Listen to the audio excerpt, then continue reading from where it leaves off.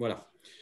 Donc, je vous salue toutes et tous voilà, désolé d'avoir commencé cet enregistrement un peu tard. Donc, je réponds à vos questions tout de suite s'il y en a. Le plus simple, ce sera que je mette en ligne peut-être un complément à ce cours si nécessaire. Alors, je vais voir si je peux partager mon écran en attendant les questions éventuelles.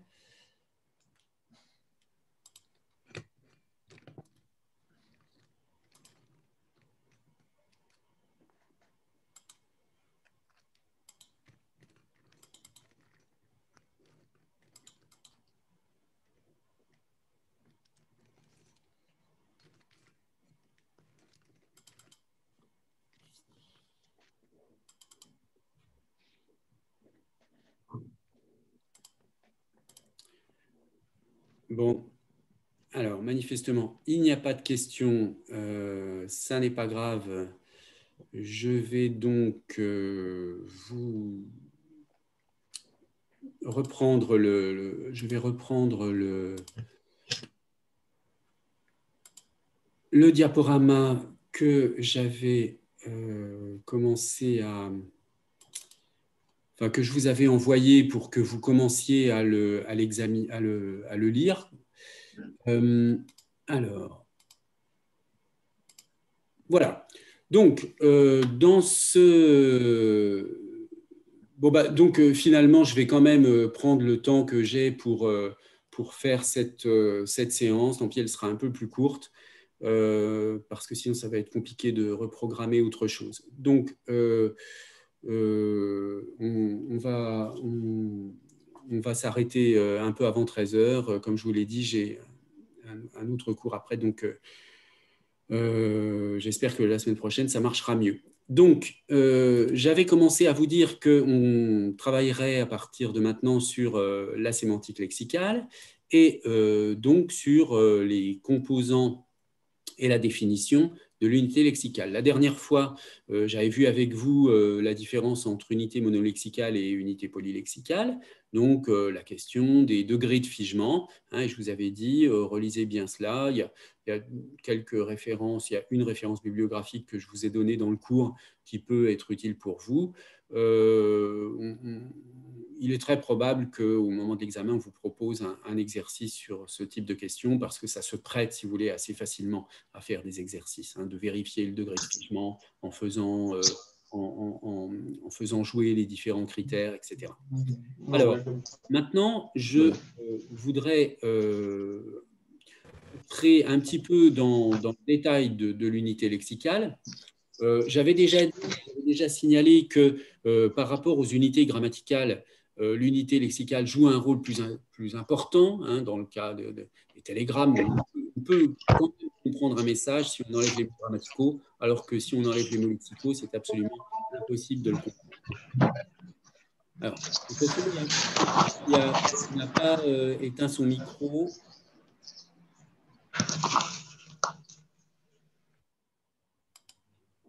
Voilà, merci. Donc, cette distinction entre la dimension, si vous voulez, lexicale et la dimension grammaticale, elle est très visible chez Gustave Guillaume. Voyez, j'aurai peut-être le temps de vous en parler dans les toutes dernières séances du semestre, parce que j'avais prévu de vous parler un peu de sémantique grammaticale guillaumienne. On a chez Guillaume cette idée que tous les mots, de toute façon, ont une dimension grammaticale et une dimension lexicale. C'est évident. Même quand on parle de mots lexicaux, par exemple, je ne sais pas, le mot portable, chien, ordinateur, les mots lexicaux, ils ont aussi des caractéristiques grammaticales, hein. Ils ont des caractéristiques grammaticales au sens où ils ont un genre, un nombre, ils sont support de la conjugaison, etc. Eh bien, ces deux aspects, l'aspect lexical et l'aspect grammatical, Guillaume les envisage dans un processus de construction du mot, hein, sous les dénominations d'idéogénèse et de morphogénèse. L'idéogénèse, c'est la genèse du sens du mot, du concept. Hein. Et puis la morphogénèse, c'est le fait que le mot qu'on a construit, le concept qu'on a isolé, on lui donne des caractéristiques grammaticales. Par exemple, à partir de l'idée de courir, qui est donc obtenue par une idéogénèse, c'est-à-dire une flèche qui va du haut en bas. Cette distinction du haut et du bas, elle va de l'universel au singulier ou du général au particulier. C'est-à-dire que l'idée, c'est que vous avez, pour cette notion d'idéogénèse, vous partez de l'ensemble du pensable et vous pratiquer une sorte d'extraction d'un élément particulier, qui est donc, par exemple, ici, l'idée de course. Donc, quand on sélectionne comme ça dans l'ensemble du pensable une notion particulière, eh bien, on obtient au terme de l'idéogénèse un concept, une notion, et cette idéogénèse, elle est ensuite complétée par une morphogénèse, dans la terminologie guillaumienne, qui consiste à donc pourvoir cet élément conceptuel de caractéristiques grammaticales. À la fin de l'idéogénèse, vous avez en quelque sorte un concept, pas encore un mot. À la fin de la morphogénèse, vous avez un mot. Donc, par exemple, à partir de l'idée de courir, vous pourrez avoir le substantif course ou le verbe courir. Hein, et le substantif course ou le verbe courir n'ont pas les mêmes caractéristiques grammaticales. Donc, ils ont des morphogénèses différentes. Alors que peut-être on peut considérer que leur idéogénèse est identique. Bien. Alors, ces deux notions montrent bien, enfin permettent de bien comprendre donc qu'il y a à l'intérieur de l'unité lexicale, il y a des informations grammaticales. Alors maintenant, un petit mot sur les rapports entre mots, concept et monde. Hein. Alors là, il faudrait revenir un petit peu à Saussure et à la notion de valeur, à la théorie de la valeur chez Saussure. Bon, je vous rappelle ici le schéma général du signe chez Saussure, hein, le fait que le signe est une entité composée de deux faces, de deux éléments, hein, un concept et une image acoustique, ou un signifié et un signifiant. Donc le concept, c'est l'idée, c'est le sens, etc. Et puis l'image, alors là, l'image acoustique, ça donne l'impression qu'on parle uniquement du son du mot, mais en réalité, le terme de signifiant est meilleur et il est plus général, puisqu'on peut très bien avoir un signifiant graphique. Hein. C'est-à-dire, lorsque j'écris un mot sur une feuille de papier, j'ai un signifiant graphique qui est une autre forme de signifiant par opposition au signifiant oral. Hein. Bon, c'est bien évident tout ça. Alors voyons un petit peu comment Saussure envisage ce rapport entre signifié et signifiant. Je vous donne ici à lire un passage du cours de linguistique générale. Prenons d'abord la signification telle qu'on se la représente et telle que nous l'avons figurée, page 99. Donc c'est le petit dessin que vous avez juste à gauche, là, avec les deux flèches qui montent et qui descendent, l'une à gauche qui monte et celle à droite qui descend, signifié, signifiant.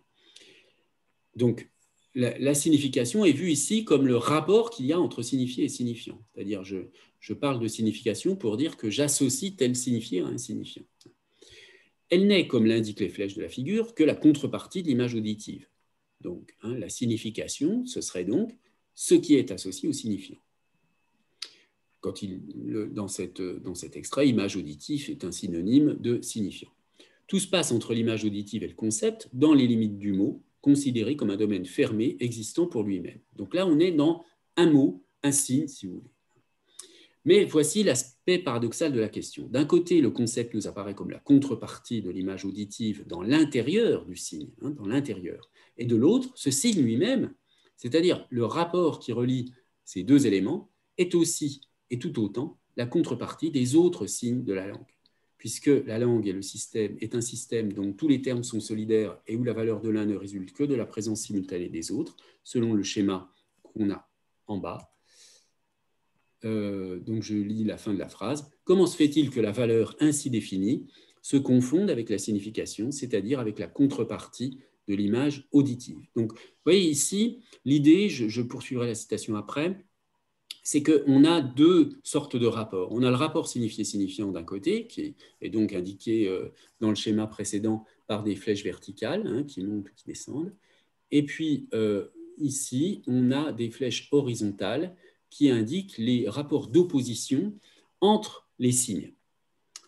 Et la notion de valeur va désigner cette relation d'opposition entre des signes et cette idée que les signes se définissent uniquement par les oppositions qu'ils ont les uns avec les autres. Donc je poursuis la citation. Il me semble impossible d'assimiler les rapports figurés ici par des flèches horizontales à ceux qui sont représentés plus haut par des flèches verticales. Autrement dit, pour reprendre la comparaison de la feuille de papier qu'on découpe, donc la feuille de papier qu'on découpe avec cette idée que il y a deux faces dans la feuille de papier, le recto et le verso, et que si je découpe les deux faces en même temps.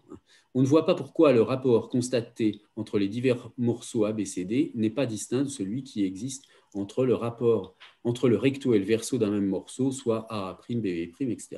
Pour répondre à cette question, considérons d'abord que, même en dehors de la langue, toutes les valeurs semblent régies par ce principe paradoxal. Elles sont toujours constituées par une chose dissemblable, susceptibles d'être échangées contre celles dont la valeur est à déterminer, et par des choses similaires qu'on peut comparer avec celles dont la valeur est en cause.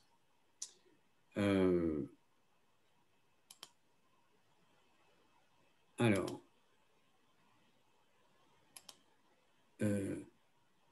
oui. Donc on va préciser ces notions, mais vous voyez qu'il y a ces deux éléments dans la notion de valeur. Une idée d'avoir, on a besoin de deux choses dissemblables. L'une peut être échangée avec l'autre, donc là c'est l'idée signifié-signifiant. On peut échanger un signifiant contre un signifié, c'est-à-dire vous avez un signifié dans votre esprit, vous prononcez le mot, vous avez en quelque sorte échangé un signifié contre un signifiant. Et puis on a des choses similaires qu'on peut comparer, c'est-à-dire des signes. Alors voyons la suite. Ces deux facteurs sont nécessaires pour l'existence d'une valeur. Ainsi, pour déterminer ce que vaut une pièce de 5 francs, bon, c'était encore les francs, hein, il faut savoir, premièrement, qu'on peut l'échanger, alors il y a une faute de frappe là, contre une quantité déterminée d'une chose différente, par exemple contre du pain. Donc on peut acheter quelque chose avec cet argent, on peut l'échanger contre autre chose. Et puis, deuxièmement, qu'on peut la comparer avec une valeur similaire du même système, par exemple une pièce de 1 franc, ou avec une monnaie d'un autre système, 1 dollar. De même, un mot peut être échangé contre quelque chose de dissemblable, une idée. En outre, il peut être comparé avec quelque chose de même nature, un autre mot. Sa valeur n'est donc pas fixée, tant qu'on se borne à constater qu'il peut être échangé contre tel ou tel concept, c'est-à-dire qu'il a telle ou telle signification. Il faut encore le comparer avec des valeurs similaires, avec les autres mots qui lui sont opposables. Son contenu n'est vraiment déterminé que par le concours de ce qui existe en dehors de lui. Faisant partie d'un système, il est revêtu non seulement d'une signification, mais aussi et surtout d'une valeur, et c'est tout autre chose. Donc là, vous voyez que Saussure insiste sur l'idée que la notion de valeur, le concept de valeur est plus important à ses yeux que le concept de signification. Plus important parce qu'il caractérise, disons, sa théorie générale de la langue, hein, qui consiste à dire que les unités linguistiques n'existent qu'en tant qu'elles s'opposent les unes aux autres. Alors voici un exemple qui est donné. Le français mouton peut avoir la même signification que l'anglais sheep, mais non pas la même valeur. Et cela pour plusieurs raisons. En particulier parce qu'en parlant d'une pièce de viande apprêtée et servie sur la table, l'anglais dit mutton et non sheep. La différence de valeur entre sheep et mouton tient à ce que le premier a à côté de lui un second terme, ce qui n'est pas le cas pour le mot français. Vous voyez, ça c'est un exemple très simple qu'on donne très souvent pour montrer ce que c'est que la notion de valeur. On peut dire d'une certaine façon, et encore, on pourrait dire que mutton et sheep peuvent avoir le même signifié à peu près. Quand ils désignent, par exemple, un référent qui va être un mouton, l'animal mouton, dans un pré, etc. Donc, puisque vous pouvez utiliser sheep et mouton pour ce même référent, on peut considérer qu'il y a un signifié mouton qui est mobilisé dans ce cas-là. Hein, mais c'est quand même le référent qui est identique. On peut utiliser ces deux mots différents pour désigner la même chose.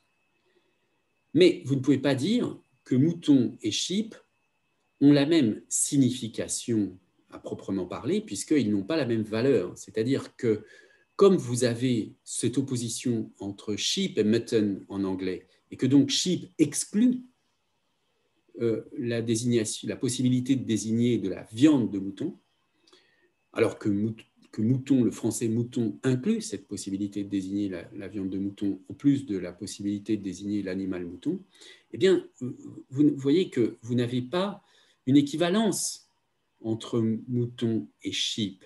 Hein. Donc, ça n'est pas parce qu'ils peuvent tous deux désigner la même chose que ce sont des mots qui ont la même valeur. Hein. Les mots n'ont pas la même valeur parce qu'ils ne sont pas dans le même réseau d'opposition. Mouton va s'opposer, je ne sais pas moi, à chèvre, vache, à d'autres noms d'animaux. Et tandis qu'on a une opposition sheep-mutton entre l'animal mouton et la viande de mouton en anglais qui n'existe pas en français. Bon, c'est un exemple classique, il y a toutes sortes d'exemples du même genre, il suffit de comparer les langues pour se rendre compte qu'on a très rarement des découpages équivalents de la réalité linguistique, donc c'est bien la valeur, donc le réseau d'opposition des mots entre eux qui est important. Cette conception saussurienne consistant à dire que donc la valeur est l'élément fondamental qui caractérise les langues, c'est une conception extrêmement originale, c'est une invention saussurienne par rapport à une tradition qui, elle, est plutôt, disons, ternaire. Hein. Dans les théories classiques du signe, on a plutôt trois éléments, hein, c'est-à-dire un élément qui est le véhicule du signe, qu'on appelle, qui serait l'équivalent du signifiant chez Saussure, donc une forme, une forme qui va porter une signification. Bon. On a donc cette notion de forme, de signifiant, on a la notion de signification, de signifier, et puis on a le troisième élément qui est le référent, la chose du monde désignée par le signe, par le mot. Bon, chez Saussure, vous aurez remarqué qu'on n'a que signifié, signifiant, on n'a pas le référent. Et on n'a pas le référent précisément en raison de la théorie de la valeur. Parce que l'idée de Saussure, c'est donc que la langue n'est pas constituée à l'image du monde. Ça n'est pas parce qu'il y a dans le monde extra-linguistique, je veux dire dans le monde réel, hein, c'est pas parce qu'il y a d'un côté des moutons et de l'autre côté de la viande de mouton que cette distinction existe forcément dans les langues. D'accord ? Donc, les langues ne sont pas le reflet des découpages de la réalité.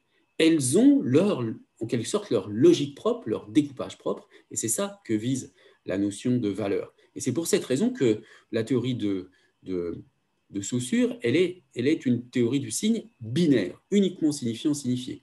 Le référent n'intervient pas, enfin, il intervient bien sûr lorsqu'on utilise le signe, mais il n'intervient pas dans la constitution des systèmes de signes et du signe lui-même.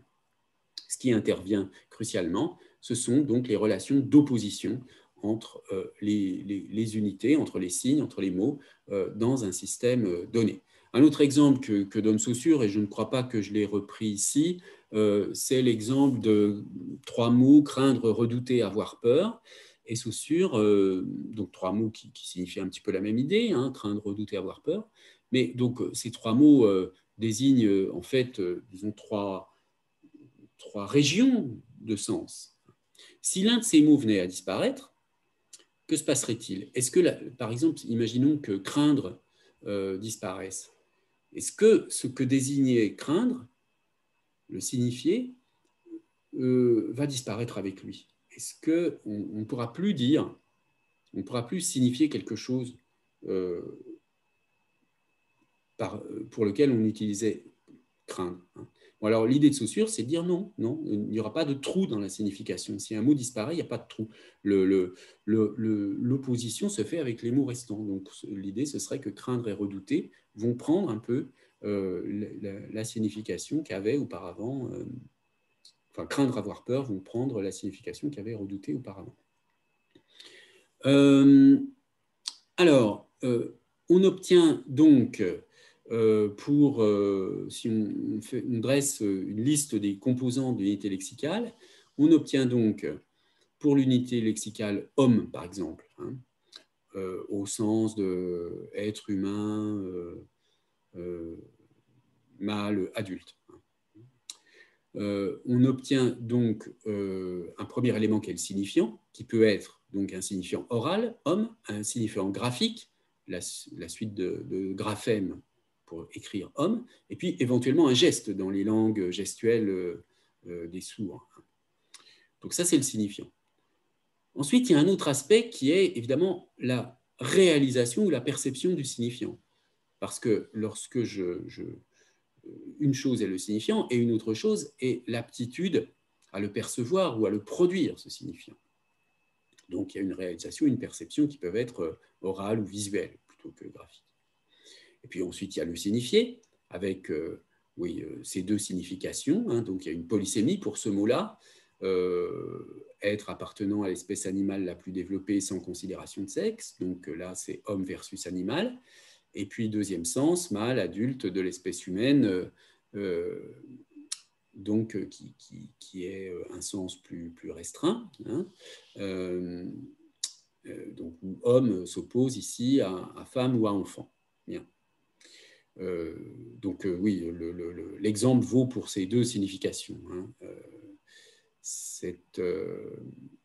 Bon, vous savez bien que homme au sens d'opposé à animal est aujourd'hui un emploi un petit peu problématique, hein, puisque au lieu de dire les droits de l'homme, vous savez qu'on a plutôt tendance à dire aujourd'hui les droits humains, pour éviter cette impression que homme disons, cette impression que les êtres humains, parmi les êtres humains, les hommes seraient dominants en quelque sorte via cette désignation. Bon. Alors, c'est un problème linguistique tout à fait intéressant à discuter. Ça n'est pas tellement mon sujet là pour l'instant, donc je vais le laisser de côté, mais je voulais quand même le signaler en passant. Hein. Ce premier sens, là, être appartenant à l'espèce animale la plus développée sans considération de sexe, par exemple donc dans une expression comme les droits de l'homme, il est possible que ce sens s'amenuise et vienne à disparaître. Hein. Auquel cas on dira plutôt humain. Bon, on a besoin aussi, enfin je veux dire, dans l'unité lexicale, ça ne fait pas vraiment partie de l'unité lexicale, le référent, mais on a les mots, les unités lexicales sont faites pour renvoyer à des choses du monde, donc on a besoin du référent pour décrire l'utilité, l'usage hein, de l'unité lexicale. Mais pour ça, on a besoin d'un déterminant. Vous voyez, comme par exemple dans cette affiche de film, un homme idéal. Pour passer de l'idée d'homme à l'homme, à un homme particulier, on a besoin d'un déterminant. Et puis, enfin, il y a le concept, hein, qui est donc une sorte de catégorie, hein, concept ou catégorie, on reviendra sur cette notion de catégorie. Un concept, et là il y a deux concepts en réalité pour le mot homme. Hein. Il y a le concept humain et puis le concept mâle adulte de l'espèce humaine, hein, homme par opposition à femme ou à enfant. Alors la différence entre le concept et le signifié, c'est que le concept, lui, il ne dépend pas des langues. Hein. Le concept, c'est une catégorie mentale qui ne dépend pas des langues. C'est le même concept qu'on a en français, en anglais, en allemand, etc. Alors, notons deux petites choses. D'une part, que le référent peut très bien être imaginaire, hein, la licorne, le Père Noël, etc. Donc le référent, ce n'est pas forcément quelque chose qui existe, mais ça peut être quelque chose qui est stabilisé dans les représentations d'une communauté. Et puis, évidemment, on l'a dit avec Mouton, hein, d'une langue à l'autre, les unités lexicales ne recouvrent pas les mêmes concepts. Il se trouve même que certains concepts ne sont pas du tout sémiotisés dans certaines langues. Et là, je vous donne quelques exemples hein, de mots qui existent dans des langues très différentes du français, et donc qui correspondent à des concepts qu'on peut très bien concevoir, hein, Par exemple, prenez le premier, bon, je ne vais pas tous les commenter, vous pourrez les découvrir vous-même, Berlengang. Bon, je ne garantis pas la prononciation, évidemment, je ne connais pas du tout l'indonésien. Hein. J'ai trouvé, vous avez la référence de ma source un peu plus bas, tout au bas de la diapositive. Ça signifie marcher avec grâce en tenant sa main sur sa hanche. Bon, cette façon de marcher, on peut très bien la visualiser, on peut très bien avoir ce concept, hein, mais on n'a pas de mots en français pour ça. Donc, j'insiste sur ce point parce que tous les concepts qu'on utilise ne sont pas forcément sémiotisés dans une langue donnée.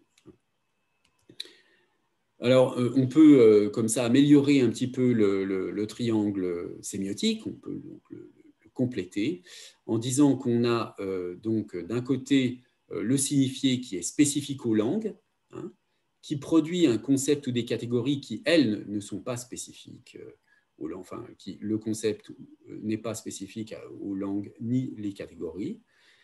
Via les concepts et les catégories, l'ensemble du mot signifié plus signifiant peut renvoyer à un référent qui sera réel ou imaginaire, et puis le signifiant lui-même peut être composé de sons, de gestes ou de lettres.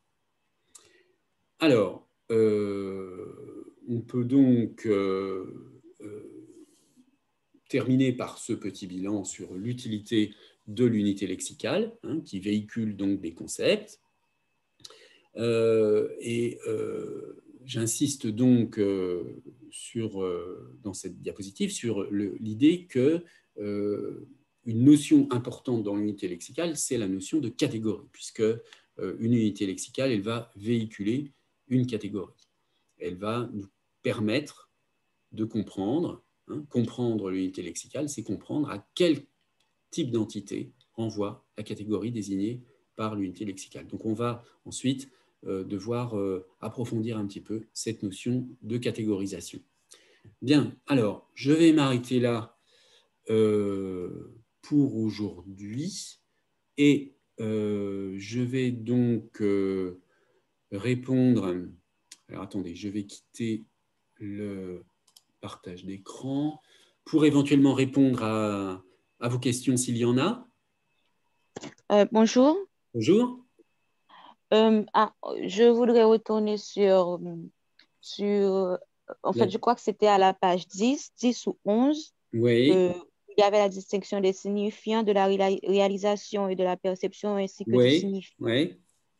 Je ne comprends pas trop la différence entre la réalisation et la perception et le signifié, parce que le signifiant. vous avez dit que c'était gestuel, mais je pensais que le signifié pouvait être également oral, c'est-à-dire quand on le réalise, tout simplement, et graphique quand on écrit. Pourquoi est-ce que le signifié est uniquement gestuel dans votre description et la réalisation, elle est dans une autre catégorie? Oui, alors, en fait, le signifié, il n'est pas gestuel. C'est uniquement le signifiant qui varie, qui peut être gestuel, graphique ou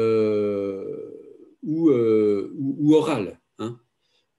Quand vous prenez, je ne sais pas moi, le mot chien, hein, lorsque je le prononce, j'ai le signifié, c'est-à-dire la notion de chien, et j'ai le signifiant oral, c'est-à-dire des sons,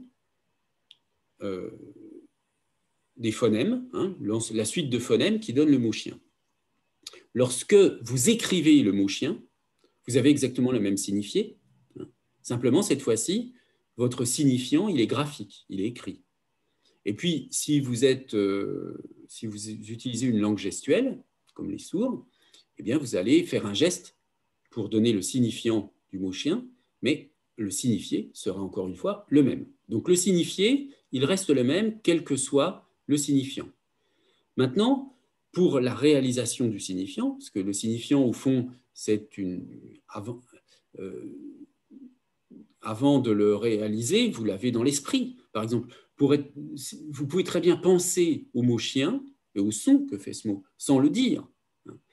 Il y a une différence donc entre la suite de phonèmes qui est le signifiant, et puis le fait de les dire, ces signifiants. Et là, c'est la réalisation du signifiant. Ou alors, de percevoir le signifiant. hein, c'est la réception du signifiant. Et là, pour ça, vous avez besoin de l'intégrité d'un certain nombre de processus physiologiques. Si vous avez eu, je sais pas, une maladie, un accident, vous pouvez peut-être devenir sourd et donc ne pas entendre certains signifiants.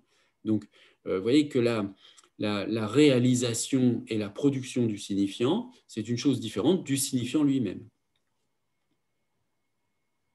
D'accord, merci beaucoup, je comprends. Je vous en prie. Bien, écoutez, je suis désolé, je vais être obligé d'arrêter là. On